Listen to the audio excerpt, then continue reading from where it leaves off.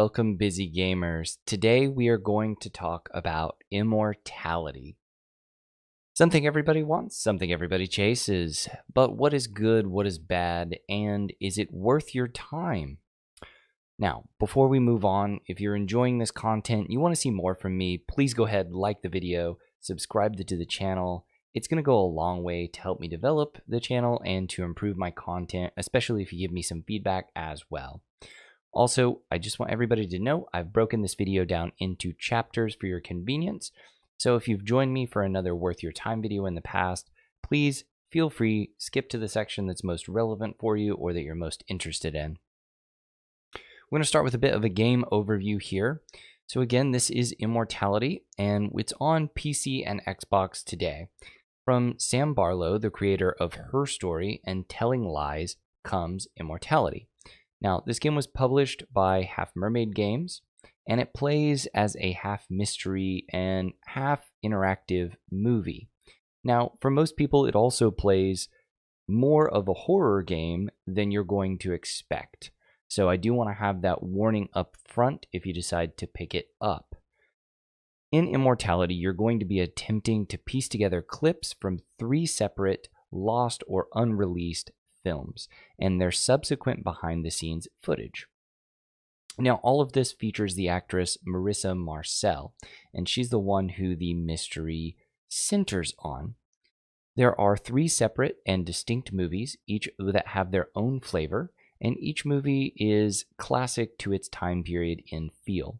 I won't spoil too much of the movies here, as that's where a large portion of the game's content is tied up, but I do think it's important to give each one of them a short overview here.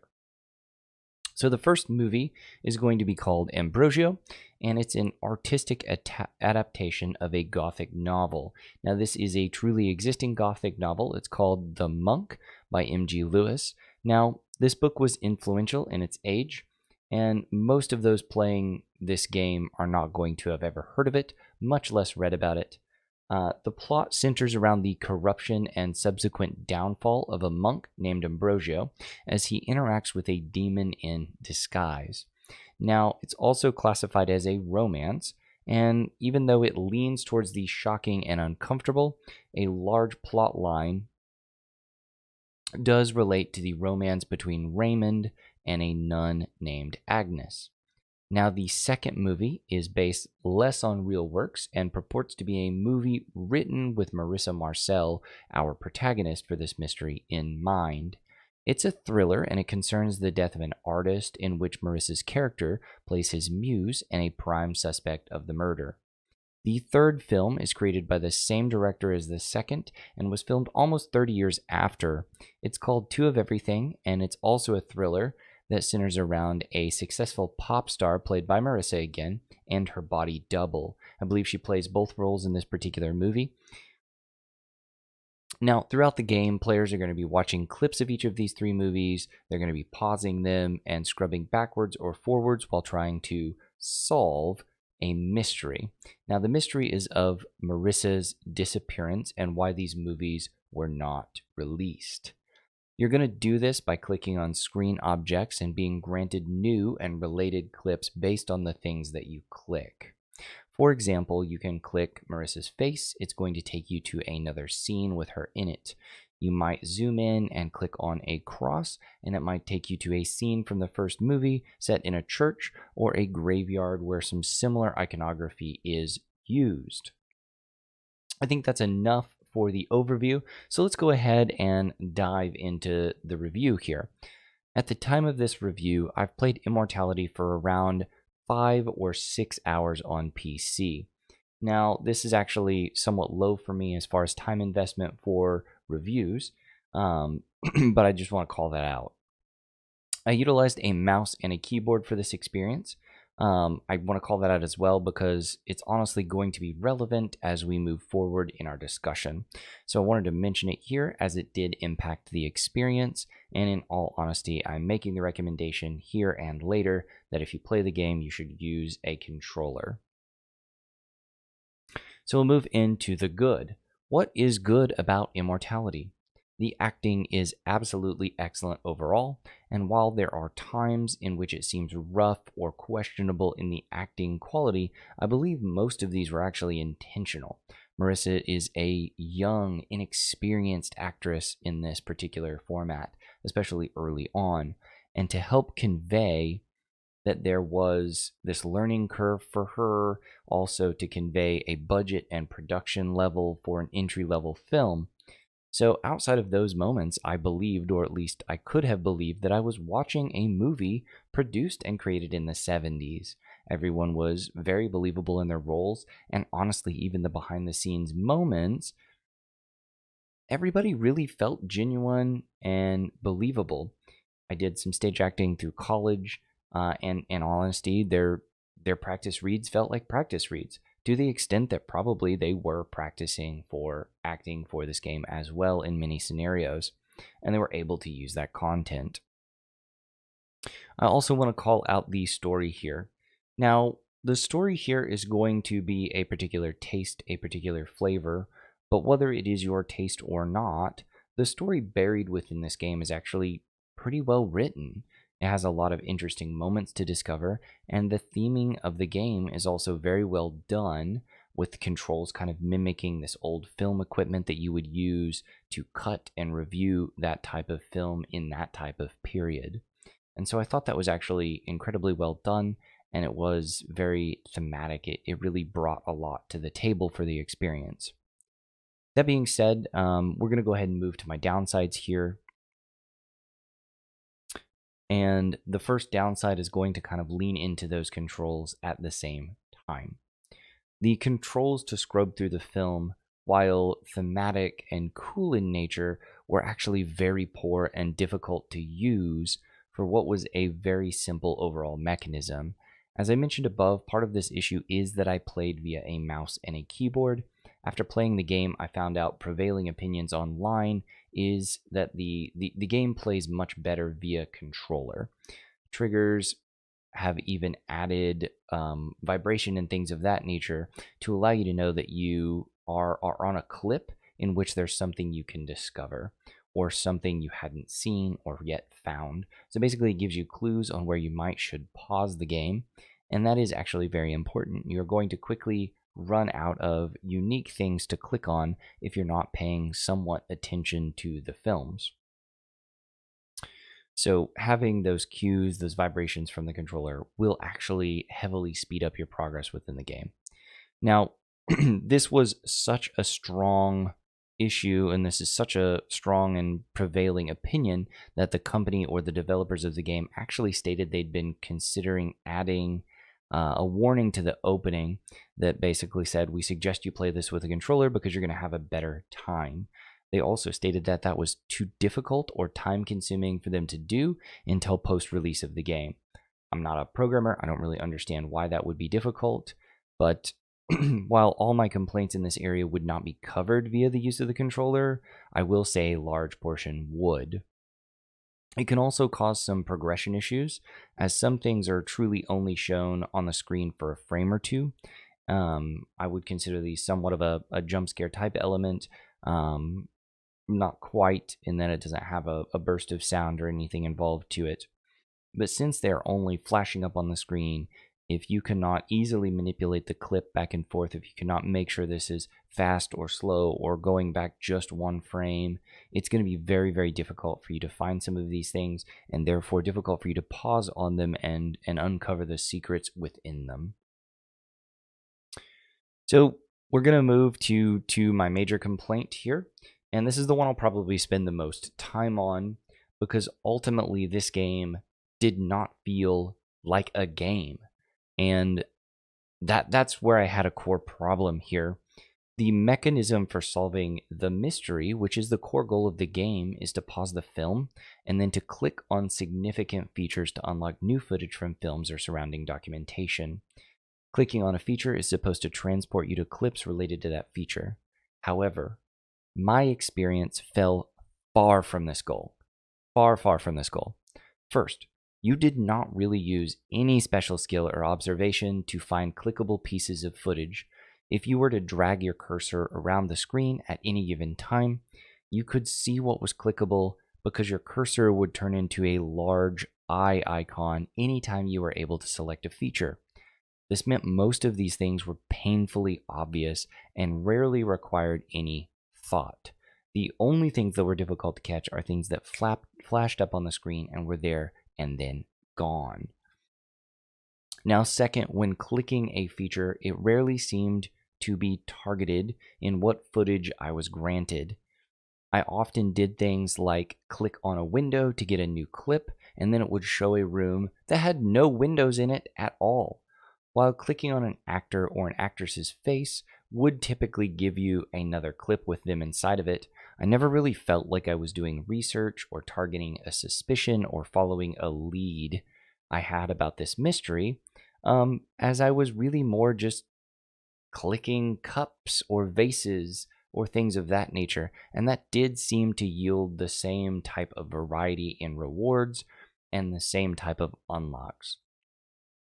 These things kind of combined to make me feel as if pausing and clicking at random was as good as any tactics to progressing this game. There were a few moments where I felt like I noticed something in the background that helped me, but these moments were few and far between. Occasionally I would see a cast member or a supporting member, somebody from the film crew, walk in the background, or something enter the screen that shouldn't have, and I was able to pause and click on that, and that would take me to something unique. But these definitely were few and far between. They didn't seem germane as much as they were, oh, a person I haven't seen before type of realizations as well. I wasn't like, oh, that's suspicious, or oh, that's weird. So we'll go ahead and get off that particular complaint and move to the theme. While this may be apparent to some, I did actually find this game to be much further into the horror genre than I expected. In many places online, the questions of what's this game about are met very generically with just play it and see, we can't ruin the story, we can't ruin anything of that nature. This can and likely will create very negative experiences for some players. The game does include jump or pseudo jump scares. Again, they didn't really feel like jump scares to me, but definitely some people will consider them so. And this started occurring after about 20 to 30% progress of completion of the game. At least that's how I'm going to think of it. And the imagery included is at least very shocking, very dark, very surprising. This also kind of dovetails nicely into the content of the videos, the content of the clips themselves, and kind of trigger warning territory. Now, the game has a lot of them, and I mean a lot of trigger warnings. One of the very first things I did, and you can see this in the first look video likely, was open the content warning or trigger warning thing that was displayed in the opening menu. Now, this is rarely a feature I see on games. Maybe it should exist more often. However, this particular list was almost all-inclusive.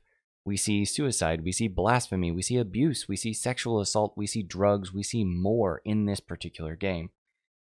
Now, I don't mind triggers, especially in a horror genre or a horror game or a story. I listen to a lot of audio horror, and I like when people give me trigger warnings, but they don't typically bother me outside of one or two specific triggers.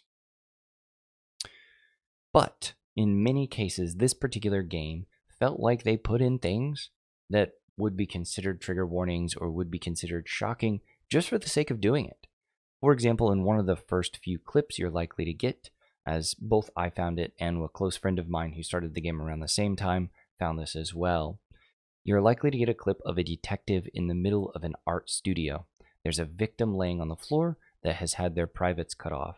We're going to say privates for the particular format of this video. I want to keep it as kosher as possible.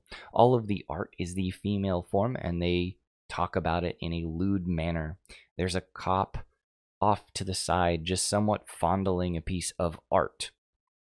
While this is all fine in itself, it did result, like I said, in several vulgar comments or jokes, and this is a very mild and tame instance compared to all the things the game throws at you.